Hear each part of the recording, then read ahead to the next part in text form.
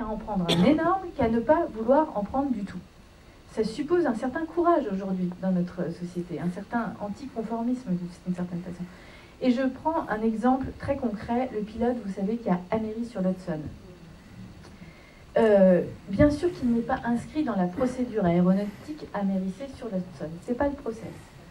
Simplement, ce pilote a eu suffisamment d'intuition, suffisamment d'intelligence d'action pour se dire là, il y a moins de risques à prendre cet énorme risque qu'à ne pas en prendre du tout. On est dans une telle logique procédurale que le pilote, vous le savez, a sauvé son équipage et ses passagers, mais il est toujours en procès pour justifier qu'il ne serait pas parvenu au même résultat en suivant la procédure. C'est là que le process devient absurde. Là, le sens de la situation est complètement oublié en faveur du process.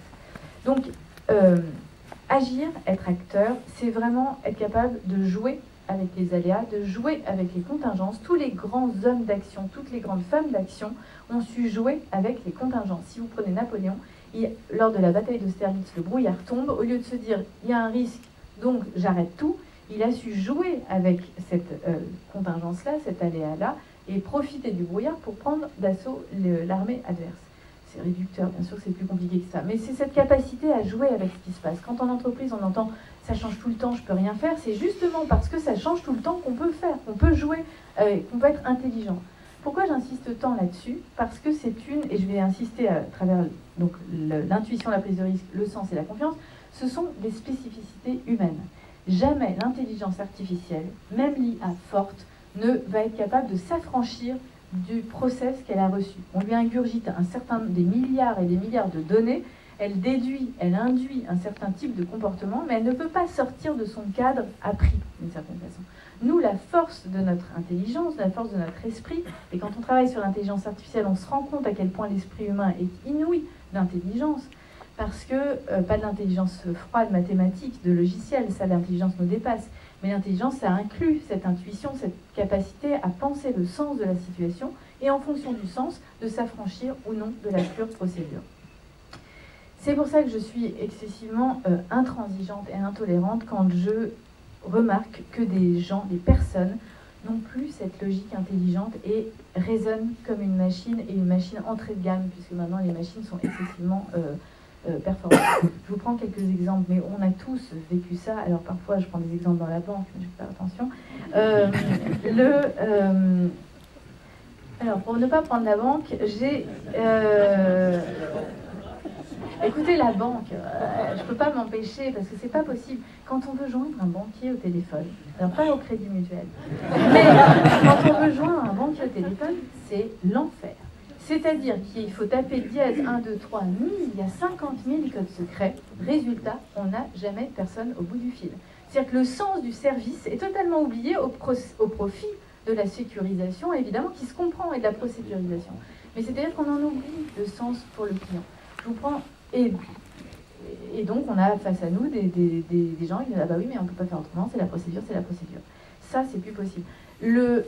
Ça fait un autre exemple, ça fait 5 ans que je vais 2 fois par mois dans la même entreprise, donc ça fait un certain nombre de fois, je n'ai pas compté. Et à l'accueil, qui est le même, vous savez, le hall desk, dans un hall marbré, très froid, on arrive, on a l'impression de passer une thèse, vous avez 5 personnes qui vous attendent là, et dans ce jury de thèse, donc ce hall desk, il y a une personne que je connais très bien, c'est le même type, il connaît mon visage, je connais le sien. La procédure consiste, bien sûr, à donner sa carte d'identité en échange d'un badge pour monter dans les étages. C'est le process. J'oublie un matin ma carte d'identité, je suis en retard, bien sûr, et non pas bien sûr, d'ailleurs, en plus j'étais là depuis très longtemps. Et donc j'oublie ma carte d'identité et je dis à cet homme charmant, j'ai oublié ma carte d'identité, est-ce qu'on peut faire une impasse? Audace, bien imprudente, mais enfin j'ose quand même. Est-ce qu'on peut faire une impasse? Est-ce que vous pouvez me donner le badge? Voilà, comme ça. Et là, la sentence irrévocable tombe, il n'y a rien à faire, c'est le coup près, c'est la guillotine, mais la procédure, c'est la procédure, je ne peux pas. Et là, vous voyez, je me dis vivement l'intelligence artificielle qui auront remplacé, je suis désolée de le dire si vite, mais qui remplaceront très très vite les personnes qui ont cette logique-là, qui peut se comprendre, et on aura un temps d'échange, parce que je suis sûre que beaucoup d'entre vous n'êtes pas d'accord, mais qui peut se comprendre parce qu'il n'a pas l'autorisation de son supérieur, donc s'il ne le fait pas, il peut être viré. Non, c'est pas possible. À un moment, L'intelligence artificielle bas de gamme, elle aura reçu un certain nombre de fois les données de mon visage. Elle saura exactement quel comportement j'ai dans l'entreprise, elle saura qu'il n'y aura pas a priori un risque d'attentat majeur, et elle sera capable de me donner mon badge. Mais l'humain n'est plus capable quand il raisonne de cette façon-là. J'applique parce que je dois appliquer. Ça, c'est la déshumanisation à l'état chimiquement pur, et je vais y revenir. On a toujours le choix, on a toujours l'intelligence d'action possible de se dire là, est-ce qu'il y a un risque en fonction du sens de la situation? Oui ou non, je le prends ou pas. Je me responsabilise ou je me déshumanise. À un moment, il faut choisir.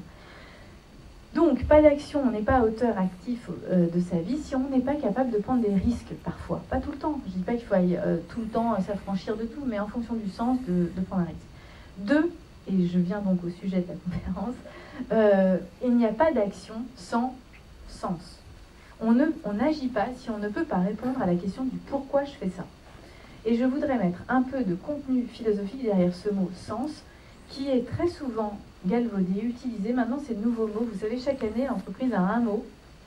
En 2017, c'était agilité. Tout devait être agile. En 2018, j'ai trouvé que c'était bienveillance. Et là, cette année, c'est sens. Alors, les philosophes sont très contents. Parce que quand c'est la question du sens, on appelle des philosophes pour l'entreprise, donc c'est intéressant pour nous, mais je voudrais remettre du contenu parce que c'est trop facile d'utiliser ce mot et de ne jamais le définir. Quand on le définit, on comprend comment trouver du sens. C'est très simple. Et en même temps, il faut décortiquer un peu philosophiquement la notion. Comment vous définissez le sens? Quel sens vous mettez derrière ce mot-là? Est-ce que vous avez des idées comme ça?